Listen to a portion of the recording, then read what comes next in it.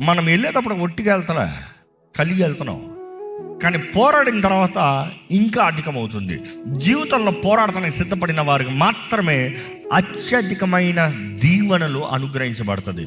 ఈరోజు పోరాడాల్సింది నీ మైండ్లో. మిమ్మల్ని అడుగుతున్నా, how strong is your mind? మీ మైండ్లో ఎంత ధైర్యం ఉంది? చాలామంది గుండె ధైర్యం అంటారు. వాట్ ఈస్ గుండె ధైర్యం? ఈ గుండె డుప్పుని కొడతానికి తట్టుకుంటాగా? No, again it's talking about the psyche. మన మైండ్లో హౌ స్ట్రాంగ్. కొంతమంది చూడండి స్టబర్న్, యారగెంట్, కానీ కొంతమంది చూడండి టూ సాఫ్ట్, పిరికోళ్ళు. బట్ దెన్ మన జీవితంలో మనం కలిగి ఉండాల్సిన యాటిట్యూడ్, నన్ను ప్రేమిస్తున్న యేసు ఉన్నాడు, ఆయనను బట్టి నేను అత్యధికమైన విజయంని కలిగిన వాడిగా ఉంటాను. నిరీక్షణ లేనివాడు బ్రతుకుతాం కష్టం. ఈరోజు చాలామంది మైండ్లో గాయపరచబడ్డాయి. అపవాది టార్గెటే మన మైండ్.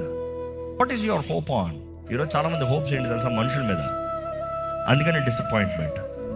మనుషులు అన్న మాటల మీద, మనుషులు ఇచ్చిన కాన్ఫిడెన్స్ మీద. That is where you're failing. కానీ ఈరోజు ప్రభు నామములో తెలియజేస్తున్నానండి, మీ మనస్సు దేవుని మీద పెట్టగలిగితే డిప్రెషన్, యాంగ్జైటీకి మీలో చోటు ఉండనవద్దు.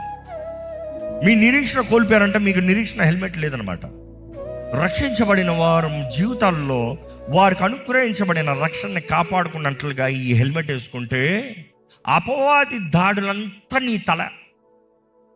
తలకాయని కొట్టాడా వాడు జయించాడు. అసలు ఈరోజు మనము క్రీస్తు రక్షణ, క్రీస్తు అనుగ్రహించిన రక్షణని మనము ధరించుకుని స్టే సేఫ్. ఈరోజు అపవాది నీ మైండ్ని దాడి చేయకుండా ఉండాలంటే రక్షణ, నిరీక్షణ అనే హెల్మెట్ వేసుకో. దెబ్బలు రావని కాదు, దెబ్బలు పడ్డప్పుడు హెల్మెట్ వేసినంత మాత్రాన ఏం రాదని కాదు. కొంచెం దెబ్బ షాక్స్ ఉంటాయి, కానీ డ్యామేజ్ ఉండదు. ఈరోజు మన జీవితంలో దేవుని ప్రజలుగా, దేవుని యందు విశ్వాసం ఉంచిన వారుగా, నా దేవుడు నన్ను బలపరుస్తాడు, నన్ను నడిపిస్తాడు, నన్ను హెచ్చిస్తాడు, నా జీవితంలో ఆయన వాగ్దానాలు నెరవేరుస్తాడన్న నిరీక్షణతో మనం ప్రార్థన చేద్దామండి. దయచేసి